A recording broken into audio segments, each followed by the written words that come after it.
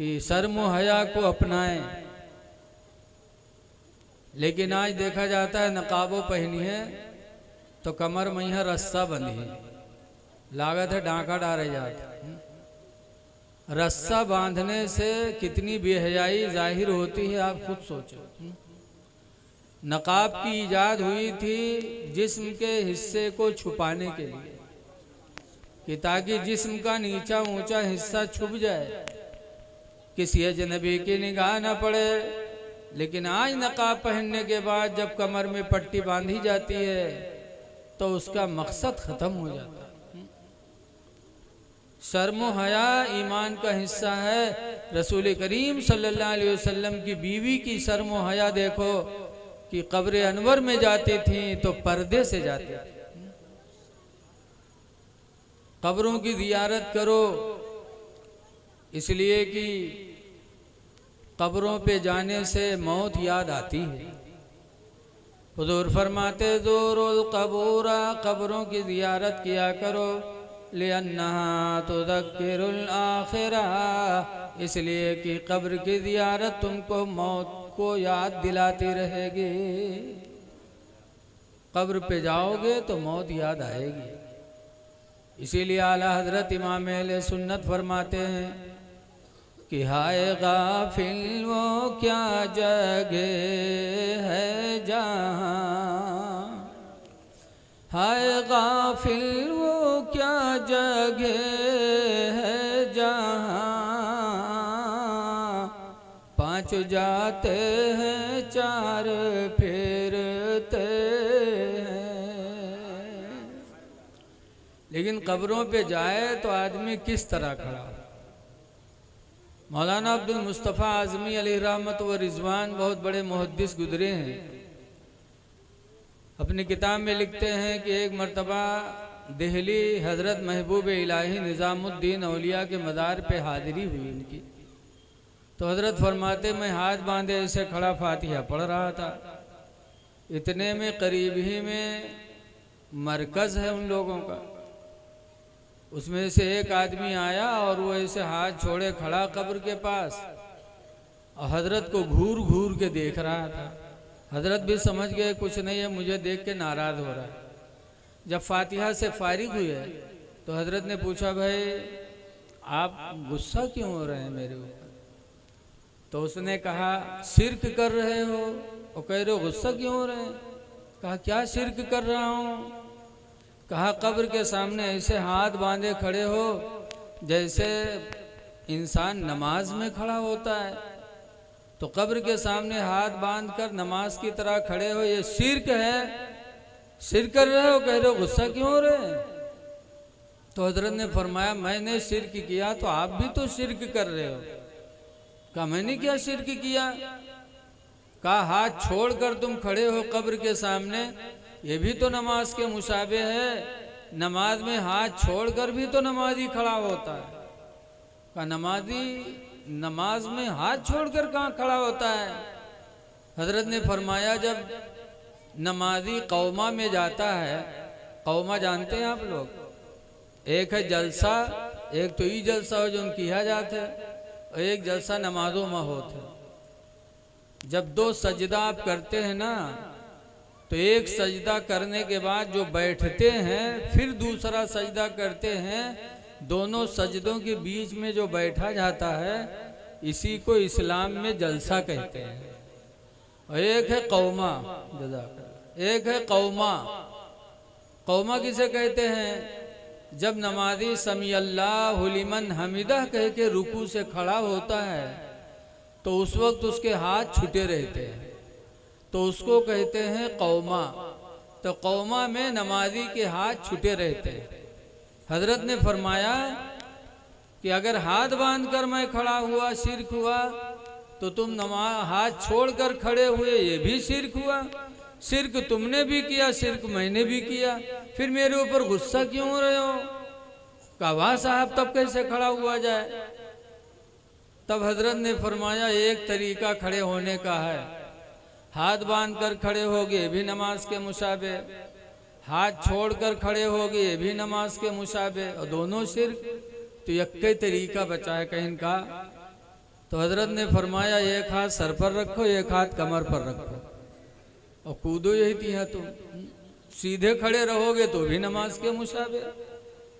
अरे बस जहां खड़े हो जो नमाज हो गई, शिर्क हो गया है? नमाज में रुकू है, सजदा है, कोई नमाज ऐसी है बगैर रुकू के हो जाए है? नमाज में कुरान की क़िरात है, अत्तहियात है, दरूद इब्राहिमी है, नियत होती है। बहरहाल है लोगों, अल्लाह वालों की कब्रों पे हाजिरी दिया करो। हाजिरी देने से इंसान को मौत याद आती है, गुनाहों से तौबा का जज्बा नसीब होता है। अल्लाह के रसूल सल्लल्लाहु अलैहि वसल्लम भी जाते थे कब्रों पे, लेकिन आज अफसोस है कि हम लोग बुजुर्गों की कब्रों पे चले जाते, अपने माँ बाप की कब्रों पे नहीं जाते। अजमेर चले जाते, देवा चले जाते, बहरेज चले जाते और अपने माँ बाप की कब्र पे नहीं जाते। बुजुर्गों की कब्रों पे जाना सवाब है और माँ बाप की कब्रों पे जाओगे तो गुनाह माफ होंगे। हदीस पाक में हुजूर फरमाते हैं, मंदारा कब्र अलवालिदैनी फी कुल्ली यौमी जुमा, जिसने जुमा के दिन माँ बाप के कब्र की जियारत की, फ़ग़फ़िर लहू मा तक़द्दम मिन ज़ंबिन व मा तअख़्ख़रा, तो उसकी वजह से उसके अगले पिछले गुनाह बख्श दिए जाएंगे। गुनाह बख्शे जाते हैं। गुलाब शाह रहमतुल्लाह अलैह की कब्र पे भी हाजिरी दो और अपने माँ बाप की कब्रों पे भी हाजिरी दो। और हाजिरी देने से सोचो कि एक दिन हमें भी इसके अंदर आना है। हुजूर मुफ्ती नानपारा अली रामा फरमाया करते थे, हमेशा के लिए रहना नहीं इस दार फानी में, हमेशा के लिए रहना नहीं इस दार फानी में, कुछ अच्छे काम कर लो 4 दिन की जिंदगानी में, और जो जीते हो तो इस दुनिया में कोई काम कर जाओ, जो जीते हो तो इस दुनिया में कोई काम कर जाओ, खुदा तौफीक दे तो खिदमत इस्लाम कर जाओ, खुदा तौफीक दे तो खिदमत इस्लाम कर जाओ। अल्लाह तौफीक दे तो मस्जिदें बना लो। हदीस पाक में अस्सुमो फिल मरती वद्दारी, औरत में भी नहूसत है, घर में भी नहूसत है। औरत भी मनहूस होती है, घर भी मनहूस होता है। पूछा गया अल्लाह के रसूल औरत में नहूसत क्या?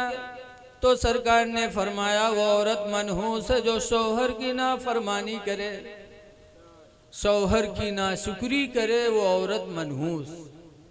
पूछा गया घर कौन मनहूस है? फरमाया वो घर मनहूस है जिस घर में अजान की आवाज न पहुंचे, जिस घर में अजान की आवाज न जाए वो घर मनहूस है। लिहाजा है लोगों, 4 दिन की जिंदगी अल्लाह ने दी है, मस्जिद बना लो, छोटी ही बना लो, ताकि जब अजान हो तो अजान की आवाज तुम्हारे घरों में पहुंचा करे, घर के नहूसत दूर हो। इसलिए अल्लाह ने 4 दिन की जिंदगी दी है, कुछ काम कर लो, मस्जिद बना लो, मदरसा बना लो। आज बस्तियां बहुत सी ऐसी हैं जो सूनी पड़ी हैं। याद रखो, मस्जिद इस्लाम की निशानियों में से एक निशानी है। आप ट्रेन में बैठे हो, जा रहे हो और कोई गांव पड़े, उस गांव में कोई मीनारा नजर आ जाए तो आपका दिल गवाही देगा कि यहाँ कलमा पढ़ने वाले लोग रहते हैं। बोलो, यहाँ मुसलमान रहते हैं, अल्लाह की इबादत करने वाले रहते हैं। और आज ऐसा गांव जहां मीनारा ना हो, मस्जिद ना हो, बताइए वो दिल कितने वीरान होंगे, वो दिलो दिमाग कितने वीरान होंगे जहां अजान की आवाज न पहुंचती हो। ऐ लोगों, अपना अपना घर अकेले हम बना लेते हैं, क्या सब मिल करके हम एक खुदा का घर नहीं बना सकते हैं? बनाइए। मदीना शरीफ की वो तारीख याद करिए कि रसूल करीम सल्लल्लाहु अलैहि वसल्लम जब मक्का से हिजरत करके मदीना तशरीफ ले गए तो वहाँ जमात से नमाज पढ़ने के लिए हुजूर ने मस्जिद बनाने का इरादा फरमाया।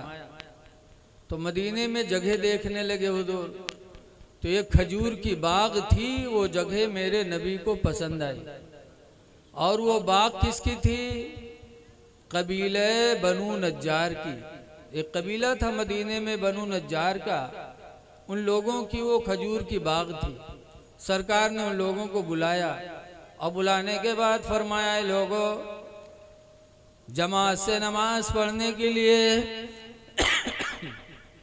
मैं मस्जिद बनाना चाहता हूँ और उसके लिए ये जगह तुम्हारी मुझे पसंद आई है, लिहाजा इस ज़मीन का पैसा ले लो और मुझे यहाँ मस्जिद बनाने दो। तो बनु नज्जार के मुसलमानों ने क्या कहा था कि आप हमारी जगह में मस्जिद बनाएंगे और आपसे हम पैसा लें? ऐसा कभी नहीं होगा। आप मस्जिद बनाइए और इसका पैसा तो हम क़यामत के दिन खुदा ही से लेंगे, हम आपसे नहीं लेंगे, हम अपने खुदा से लेंगे। बनु नज्जार के लोगों ने जगह दे दिया। ऐ लोगों, आज मस्जिद नबवी बनी हुई है उन्हीं की जगह में, जहाँ पर कोई एक रकात नमाज पढ़े तो अल्लाह ताला 50,000 रकातों का सवाब अता फरमाता है। पूरी दुनिया के मुसलमान उस मस्जिद में नमाज पढ़ने की तमन्ना करते हैं। उसी में रियाजुल जन्ना भी है, जन्नत की कियारी जिसे कहा जाता है। तो ऐ लोगों,